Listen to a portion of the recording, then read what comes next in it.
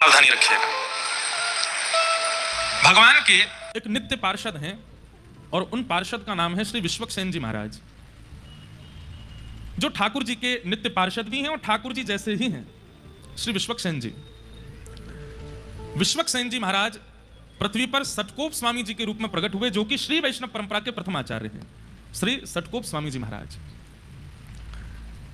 दूसरे भगवान के जो गरुण जी हैं, श्री गरुण जी महाराज मधुर कवि जी के रूप में पृथ्वी पर प्रकट हुए। ये दो नाम याद रखिएगा, एक सटकोप स्वामी जी और दूसरे श्री मधुर कवि जी।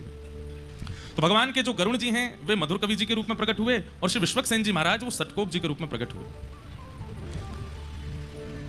सटकोप जी के प्रादुर्भाव का चरित्र बहुत सुंदर है।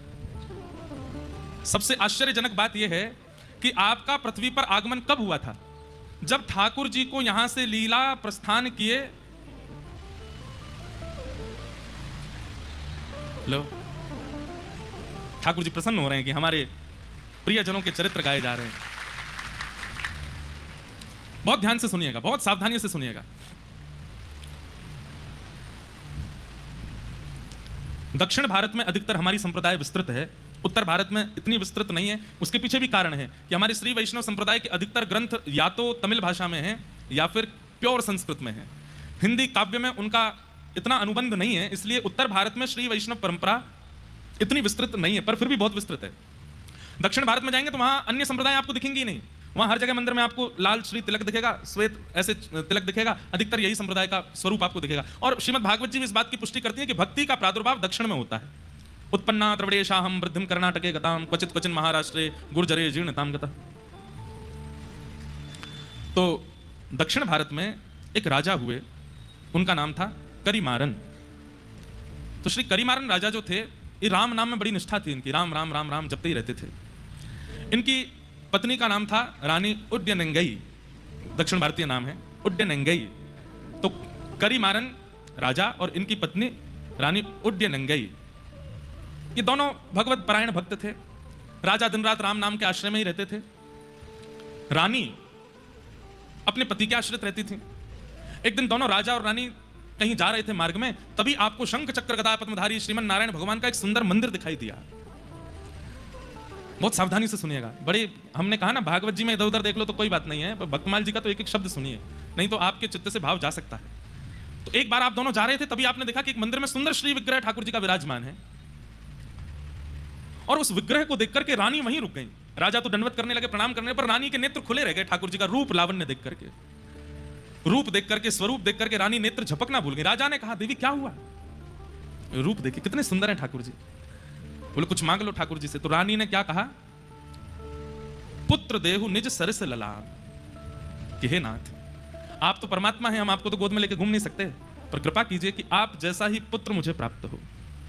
आप जैसे रूप हैं, आपके जैसी भुजाएं हैं, आपका जैसा स्वरूप है, ऐसा ही पुत्र मेरे जीवन में आ जाए जिसको मैं गोद में खिला सकूं। ठाकुर जी से पुत्र की याचना इतने भाव से की थी कि रात्रि के समय जब राजा रानी दोनों सोने के लिए गए, तो रानी के स्वप्न में ठाकुर जी प्रकट हो गए और प्रकट होकर के कहा कि आज आपने इतनी भावना से, आपके शब्दों में इतनी याचना थी, इतनी करुणा थी कि मैं देने से स्वयं को रोक नहीं पा रहा हूं। इसलिए मैं अपने नित्य पार्षद, जो बिल्कुल मेरे जैसे ही हैं, श्री विश्वक्सेन जी महाराज को आपके गर्भ में भेज रहा हूं। वे आपके गर्भ में आएंगे और आप उनको स्वीकार कीजिएगा। गर्भ में श्री विश्वक्सेन जी आ गए। लेकिन इनका नाम सटकोप क्यों हुआ? पृथ्वी पर आते इनका नाम सटकोप क्यों पड़ा? उसके पीछे इतनी सुंदर कथा है। श्रीमद् भागवत जी में एक वेद स्तुति आती है, और वहां वेद स्तुति में बताया जाता है कि जब हम लोग अपने मां के गर्भ में होते हैं तो ठाकुर जी से नित्य प्रार्थना करते हैं कि हे ठाकुर जी, एक बार इस गर्भ से मुझे बाहर कर दीजिए, मैं आपको वचन देता हूं, मैं जीवन में इस गर्भ में ना आना पड़े ऐसी कोई क्रिया नहीं करूंगा। लेकिन जैसे ही बालक का जन्म होता है तो गोस्वामी जी कहते हैं कि पृथ्वी पर आते ही माया उसको पकड़ लेती है, माया उसको खींच लेती है। सब लोग इधर ही देखना, सुनना।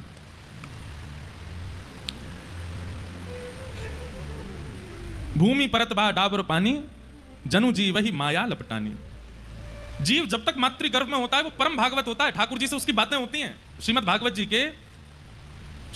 जी के कपिल देवूति संवाद में इस बात का प्रस्तुतिकरण है कि उसकी ठाकुर जी से चर्चा होती है। लेकिन जैसे ही उसका जन्म होता है, माया उसको ऐसे पकड़ती है, संसार उसको ऐसे पकड़ने लगता है कि फिर वो धीरे धीरे ठाकुर जी से जितनी उसकी चर्चा में सब भूल जाता है।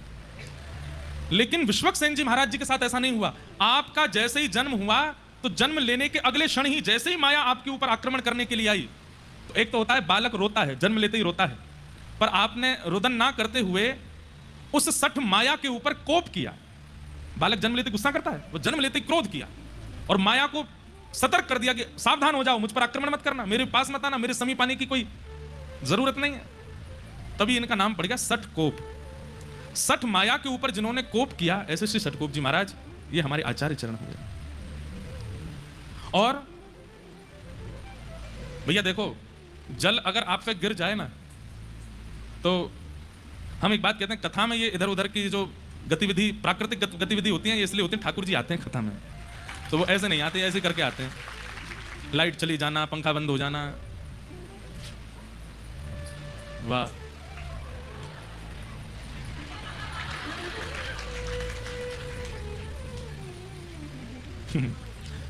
आप लोग भी कहेंगे कितना बचाओगे ठाकुर जी को। बाबा इसको आ जाओ। क्या बता रहा था मैं? हाँ, तो आपका नाम सठकोप क्यों पड़ा? क्योंकि सठ माया के आते ही आपने उसके ऊपर कोप किया और उसको कह दिया, संसारी जीवों पर अपनी माया चलाना, मेरे ऊपर तुम्हारा आक्रमण नहीं हो सकता, इसलिए आपका नाम सठकोप हुआ।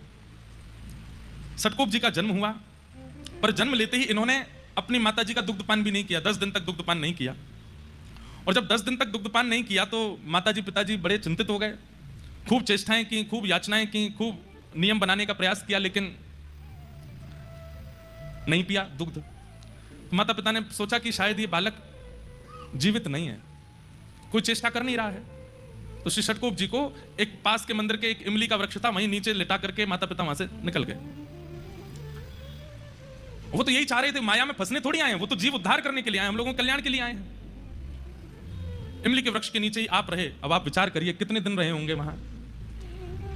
13 वर्ष तक वहीं रहे। जन्म लेने के 10 दिन बाद से लेकर 13 वर्ष तक वहीं बैठ करके आप हरि शरणागति, हरि भजन करते रहे, हरि स्मृति करते रहे। दूसरी भाव, हमारे श्री वैष्णव संप्रदाय में श्री सठकोप स्वामी जी ऐसे महापुरुष हुए जो कि श्री किशोरी जी के भाव से युक्त थे, श्री राधा रानी के भाव से। आप निरंतर श्री राधा रानी के भाव में ही निमग्न रहते थे, किशोरी जी का स्मरण करते रहते थे। ऐसा कहते हैं कि आपके जो पद हैं वो विशेष रूप से या तो संस्कृत में होंगे या दक्षिणी भाषा में हैं, इसलिए उनका भाव तो गा पाना मेरे लिए मुश्किल था। तो हमने पिछले साल जो लोग कथा में आए थे उनको पता होगा, हमने कहा था कि अपने रामानु संप्रदाय में पद हम निवेदित करेंगे अपने आचार्यों को लिख करके। तो आज एक पहला पद लिखा है हमने अपने संप्रदाय के आचार्यों के लिए। श्री सठकोप स्वामी जी, आपकी स्थिति कैसी है? आप किशोरी जी से याचना करते हैं, किशोरी जी का चिंतन करते हैं, और कभी तो आप भाव से अयोध्या पहुंच जाते हैं और अयोध्या में जाकर के आप देखते हैं कि हाथी की सवारी पर श्री राघवेंद्र सरकार बैठे हैं, बड़े बड़े ऋषिजन आगे पीछे चल रहे हैं, कोई चमड़ उड़ा रहे हैं, कोई पंखा चल रहे हैं, जिसके कारण राघव जी का मुखमंडल दिख नहीं रहा। तो सठकोप जी इतने व्याकुल हो जाते हैं कि राघव मुझे दिख क्यों नहीं रहे? आप स्वयं वहां पहुंचे नहीं है, मानसी में वहां पहुंच जाते हैं। तभी आप विचार करते हैं कि अयोध्या के तो राजा हैं, ये राजा तो आसानी से मिलते नहीं है, लाला के पास चलो। तो तुरंत मानसी में ही आप वृंदावन पहुंच जाते हैं और वृंदावन जाकर के आप लाला का स्मरण करते हैं। तो आप क्या देखते हैं अपनी मानसी में? एक गोपी खूब सारी गैयान को गोबर एक पात्र में भर के थाड़ी है। वैसे तो नित्य गोबर उठा लेती है, लेकिन आज उसको पता चल गया है कि इसी मार्ग से श्याम सुंदर आने वाले हैं। तो मन में विचार कर रही है कि मैंने कुछ ऐसा नाटक करूं कि लाला को मेरे पास आना पड़े।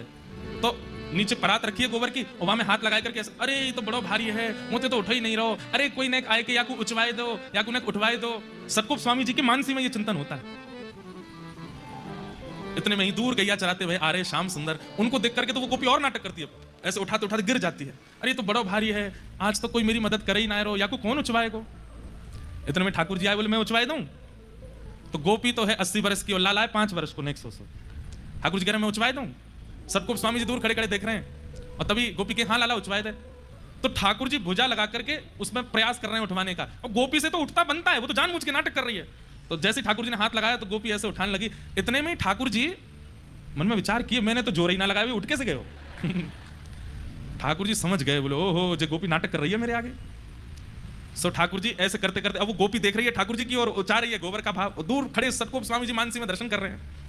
और जैसे उचाते उचाते नेक ऊपर लाई तो इतने में ठाकुर जी उसको दिखा देते हैं मैंने तो स्पर्श ही नहीं किया, अपने आप ही उठ रही है। जैसे ही उठाने लगे तो ठाकुर जी ठाड़े के बोले, अरे गोपी तू नाटक कैसे कर रही है? तो गोपी ने सर पकड़, मैंने तो नहीं किया नाटक। बोले अच्छा, मैंने तो जोर ही ना लगाया, या मैं पूरी उठ कैसे गई ऊपर तक? और दूसरी बात, मैंने जोर लगाया भी होगा तो तेरी कमर तक मेरे हाथ में वाते ऊपर कैसे चली गई जी? तो गोपी बोली नहीं नहीं वो तो ऐसे ही आ गई। नहीं नहीं बता, ठाकुर जी ने वहां को एक हाथ पकड़ लिया। बोले मैं बता के जा, तो झूठ कैसे बोल रही यहाँ पे? सटकोप स्वामी जी के नेत्र सजल हो रहे हैं, अब क्या करेंगे ठाकुर जी? तो गोपी का हाथ छोड़ नहीं रहे, बोले मैं बता के जा। गोपी यही तो चाह रही थी मुझसे बात करें, मेरे सामने खड़े हो, मेरे हाथ पकड़ लें। ठाकुर जी जब हल्ला मचाने लगे, मधुमंगल श्रीदामा जल्दी आओ, देखो जे गोपी कैसा नाटक करे। इतने में गोपी वहां से बचवे के काजे अपने जो परात है जहां में गोबर भरो पड़ो बात टेढ़ होकर के ठाकुर जी पे ही डाल दे। तो सिर से लेके नीचे तक ठाकुर जी गोबर में सन गए, और जैसे ही गोबर में सने तो हाथ छोड़ दिया, गोपी वहां भाज गई। और श्री सटकोप स्वामी जी इस लीला का दर्शन करके चरणों में प्रणाम करते हैं। सोचिए, माया पर कोप किया उन्होंने, लेकिन भावना से कितने सरल हैं, मानसी से कितने निर्मल हैं। इसलिए आपका निजी नाम नम्मालवार, आपका प्रकट नाम तो है श्री सटकोप, पर हमारे जैसे यहाँ पे अष्ट सखा होते हैं ना उत्तर भारत में, ऐसे ही दक्षिण में ठाकुर जी के आलवार हैं, भक्तों को ही आलवार कहा गया। तो आप जो हैं वो नम्मालवार आपका नाम है आलवारों में। आप किशोरी जी के ध्यान में ही रहते, श्री जी के ध्यान में ही रहते।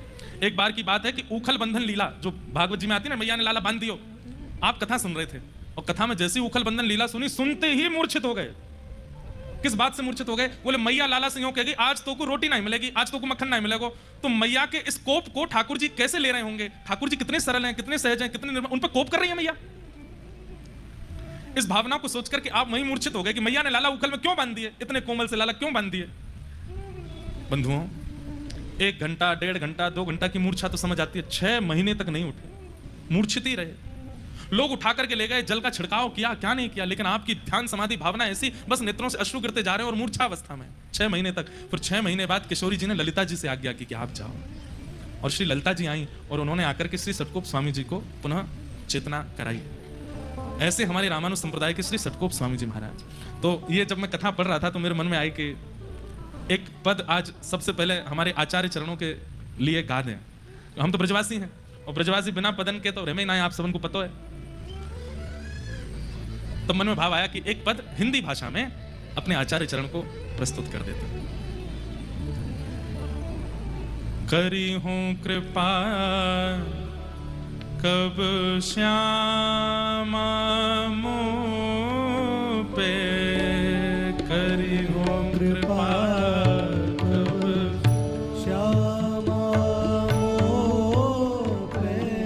श्री सटकोप स्वामी जी गा रहे हैं। अच्छा, एक और बात तो बताने ही भूल गया मैं, जब आपका प्रादुर्भाव हुआ तो बालक जन्म लेते ही रोता है, पर आपके रोने का कारण ये नहीं था कि मुझे दूध पिला दीजिए या बालक को प्रसव पीड़ा हुई है इसलिए वो रो रहा है, नहीं, आप इसलिए रोए क्योंकि भगवान के लीला पूरी करने के मात्र 15-20 साल बाद ही आपका जन्म हुआ था।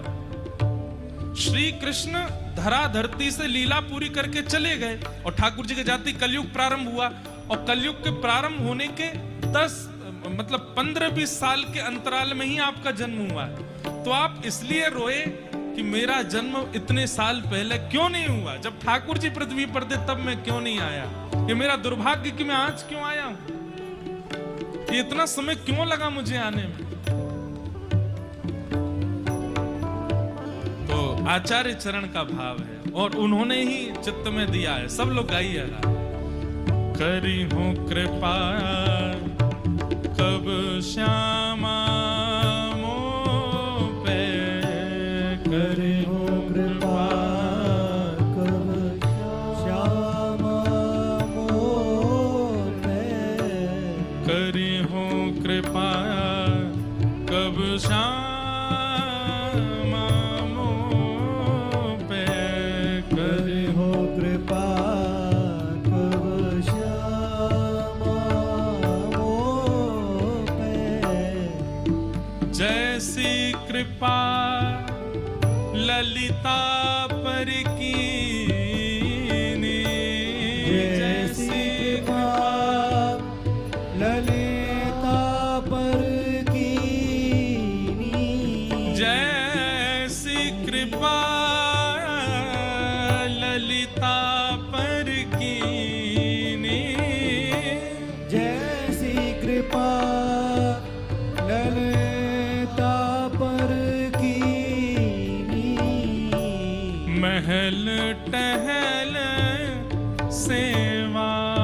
सब पाए, महल टहल सेवा सब पाई, महल टहल सेवा सब पाए, महल टहल सेवा सब पाई। खरी हो कृपा कब श्यामा मोह पे, खरी हो कृपा कब श्यामा मोह पे, करी हूँ कृपा कब श्यामा मोह पे, करी हो कृपा कब श्यामा। हे किशोरी जी, जैसी कृपा आपने ललिता जी पर की है और उन्हें अपनी महल टहल की सेवा प्रदान की है, इस कृपा मुझ पर कब करेंगी आप?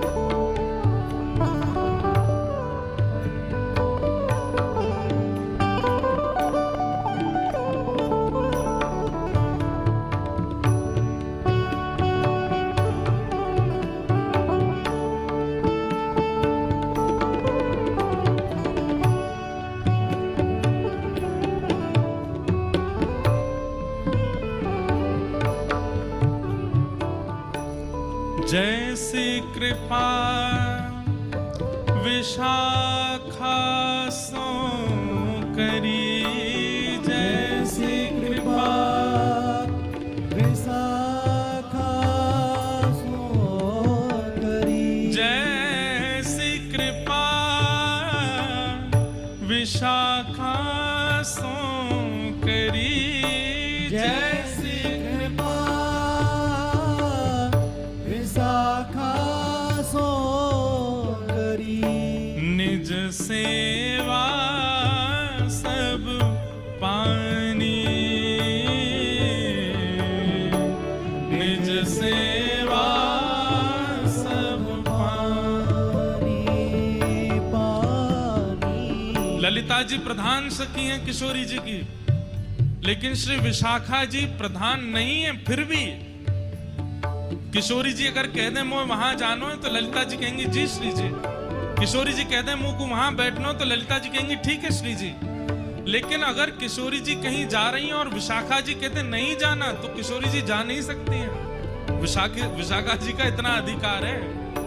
श्याम सुंदर द्वार पर खड़े हैं और विशाखा जी ने अगर मना कर दिया कि नहीं द्वार नहीं खोलेंगे तो खोलेंगे ही नहीं। ललिता जी प्रधान सखी हैं, पर निकुंज की एक प्रकार से देखा जाए तो गतिविधियों पर पूर्ण अधिकार, पूर्ण कमान श्री विशाखा जी की रहती है। जैसी कृपा विशाखा सुकीनी, जैसी कृपा विशाखा सो करी, निज सेवा सब पानी, निज सेवा सब पानी करी हूँ कृपा कब श्यामा मोह पे, करी हूँ कृपा कब श्यामा मोह पे, करी हूँ कृपा कब श्यामा मोह पे, करी हो कृपा कब श्यामा मोह पे। ऐसी कृपा सठ कोप पे कीजे, ऐसी कृपा सतन कोप पे कीजे, ऐसी कृपा सठ कोप पे कीजे,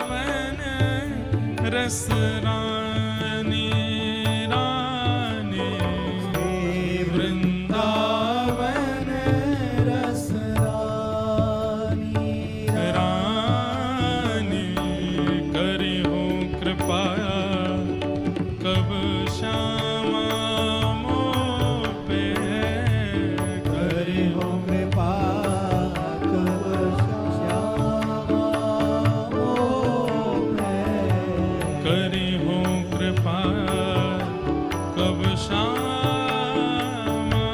मोह पे करी हो कृपा कब श्यामा मोह पे जैसी कृपा ललिता पर कीनी जैसी कृपा ललिता पर कीनी महल टहल सोई पानी पानी महल टहल सोई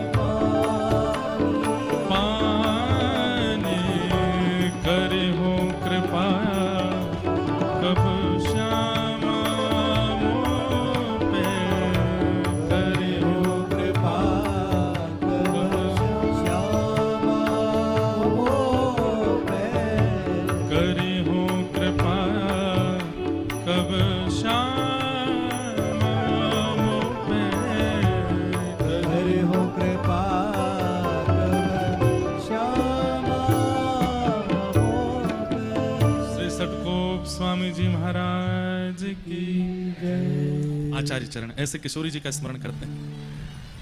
तो फिर आज अब जैसे भी है जल्दी जल्दी में ये भाव आचार्य चरणों को प्रस्तुत किया। यही भाव आचार्य चरण रखते होंगे श्री जी के चरणों में। तो ऐसे राधा भाव में विभोर रहते थे आप और मानसी में श्री लाल जी की और श्री राघव जी की निज लीलाओं का अनुभव करते थे। जब जन्म के बाद माता पिता आपको एक इमली वृक्ष के नीचे छोड़ गए और आपने वर्षों तक वहीं रह करके ठाकुर जी का स्मरण किया, तब श्रीमन नारायण भगवान प्रकट हुए शंख चक्र गदा पद्म धारण करके।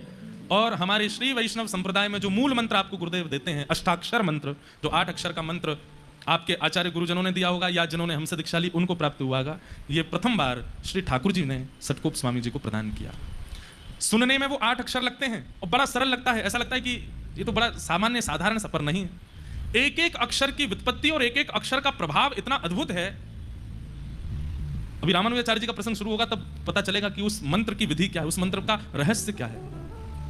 मंत्र को गोपनीय रखना चाहिए, कभी किसी को नहीं बताना चाहिए। आप जितना जप तप करते हैं, जैसे ही किसी के सन्मुख आप मंत्र का बोलते हैं तो गुरु दीक्षा से अब तक जितनी बार जप किया सब विश्राम हो जाता है। इसलिए किसी के भी सन्मुख अपने गुरु मंत्र का उच्चारण नहीं करना चाहिए, गुरु के द्वारा प्रदत्त भाव का उच्चारण नहीं करना चाहिए। चाहे आप किसी भी परंपरा में हैं, अपनी परंपरा के गुरु प्रदत्त मंत्र का उच्चारण नहीं करना है।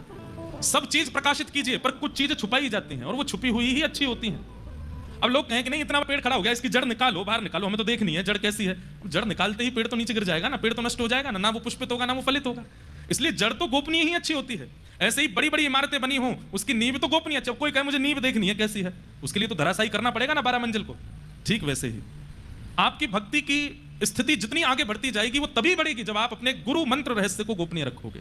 वो भले ही सामान्य है, भले ही बहुत सरल है, पर वह रहस्य अद्भुत है, इसलिए उसको किसी को नहीं बताना चाहिए। तो वही अष्टाक्षर मंत्र सबसे पहले श्रीमन नारायण भगवान ने प्रकट होकर के श्री सटकोप स्वामी जी को प्रदान किया और उसी मंत्र का उच्चारण आप निरंतर करते रहते हैं।